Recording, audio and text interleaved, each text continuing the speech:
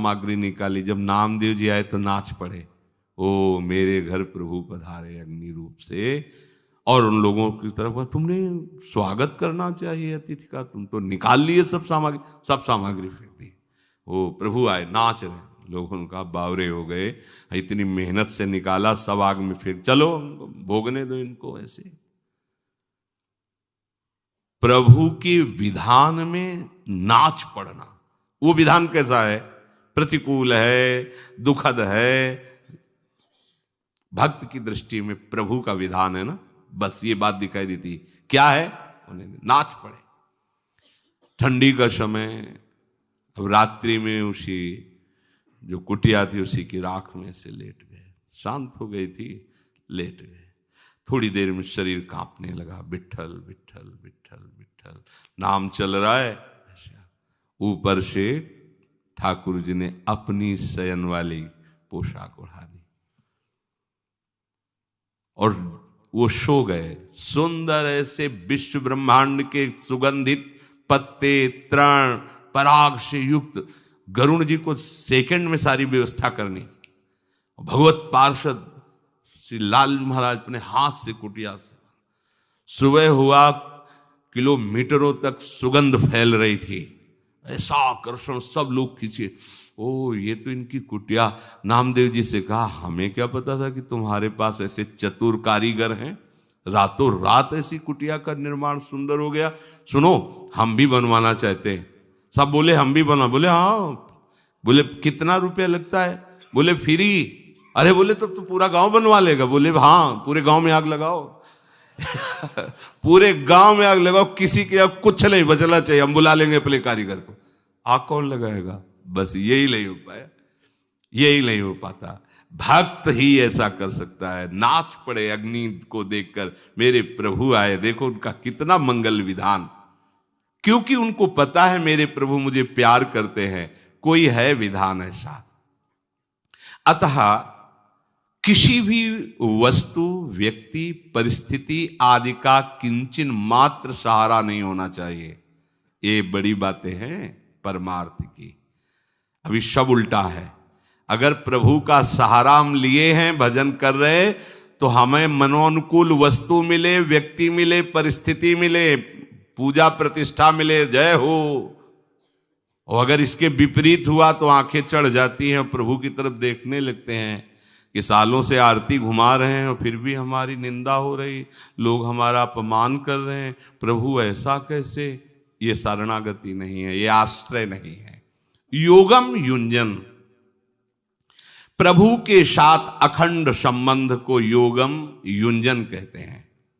पहले बताया मदाश्रया, मेरे आश्रित हो जाओ, तो तुम्हारा जो अखंड संबंध है वो जागृत हो जाएगा। है उस संबंध को जो स्वीकार कर लेता है, उसकी पहचान ये होती कि वो सिद्धि असिद्धि में समान रहता है। ये बड़े काम की बात है, इस पर ध्यान दीजिए। वो पूर्णता अपूर्णता में, सिद्धि असिद्धि में वो समान रहता है, क्योंकि उसको परम लाभ संबंध से है, साधना की सिद्धि असिद्धि से नहीं। अभी झूम पड़ोगे, बात अगर हृदय में पहुंच जाए, कान में तो पहुंच गई है, पर हृदय जलेगा जब तक कि हृदय में नहीं जाएगी। ये बात हृदय में पहुंच जाए। हमारा संबंध श्यामा श्याम से है, इसमें कभी घाटा नहीं पड़ता है, और अंतिम संबंध ही काम आता है। दुर्गति या सदगति संबंध से होती है। संसार का संबंध, रिश्ते नातेदारों का संबंध स्वीकार किया तो अंतिम समय कर लो साधन, लेकिन अंतिम समय वही फाइनल में तुम्हारे सामने होगा जहां संबंध होगा। साधन भजन बहुत बढ़िया कर रहे थे भरत जी, संबंध स्वीकार कर लिया हिरण से, सब संबंधों का त्याग किया, हिरण से संबंध स्वीकार किया, तो अगला जन्म हिरण का हुआ। संबंध, इस तुरंत इसी के बाद शब्द लिखा है कि जो इस संबंध को स्वीकार कर लेता है वो सिद्धि असिद्धि में सम रहता है, क्योंकि हमको इससे लेना देना रहेगा। तभी अभिमान नहीं होता, तभी दृढ़ भरोसा रहता है, क्योंकि उसको भरोसा साधना का नहीं है। साधन ठीक सिद्ध तो बढ़िया, नहीं पूर्ण तो बढ़िया, तो काम कैसे बनेगा तुम्हारा? श्यामा श्याम से श्यामा श्याम। वो उनकी कृपा की बाट जोता है, और जो कृपा की बाट जोता रहता है उसे कोई परास्त कर सके, ऐसा कैसे हो सकता है? ऐसा नहीं हो सकता। जैसे सिंह सिंहनी के बीच में बैठे हुए उसके शावक को कोई पीड़ा नहीं पहुंचा सकता, ऐसे श्यामा श्याम के आश्रित को कोई पीड़ा नहीं पहुंचा सकता। अहंकार है, इसीलिए विकार अभी हमें रौंदते हैं, नहीं तो जिस दिन हम पूर्ण समर्पित हो जाएंगे, हो गया खेल। हमारा खेल इनसे है, साधना से नहीं है। हम कुछ नहीं कर पाएंगे। हे नाथ, नाथ अनाथन हित समर्थ मोहन से, ये अंदर की बात है, बाहर की बात नहीं।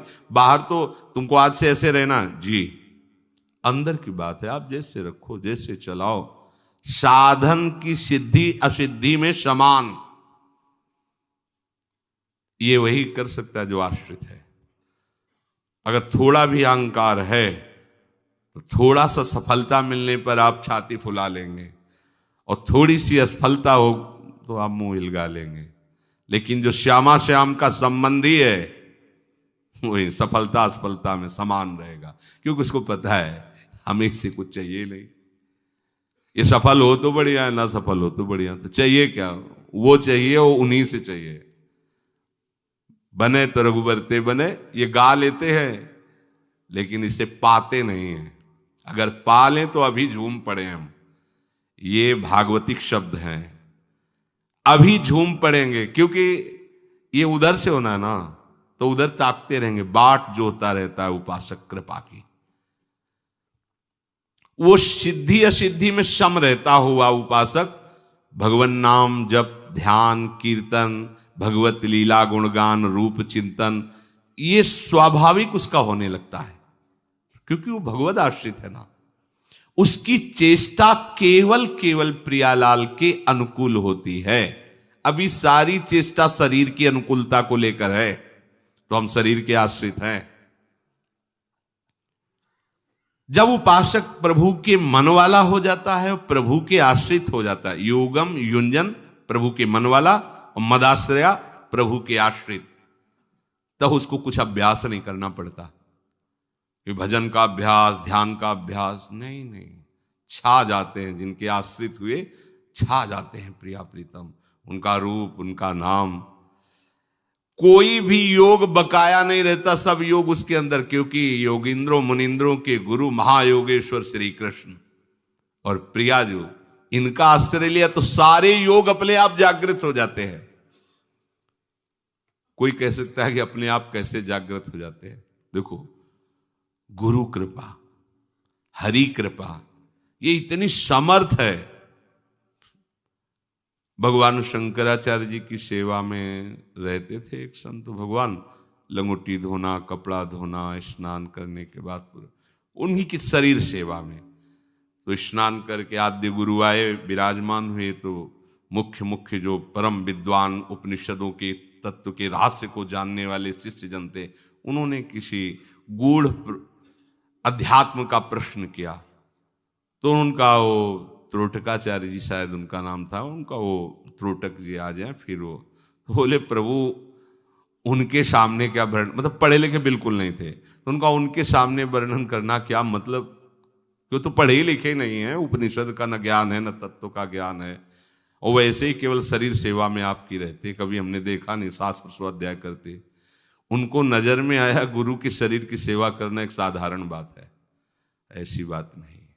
तो मुस्कुरा दिए भगवान शंकराचार्य की तुम्हें बहुत ज्ञान का अभिमान है।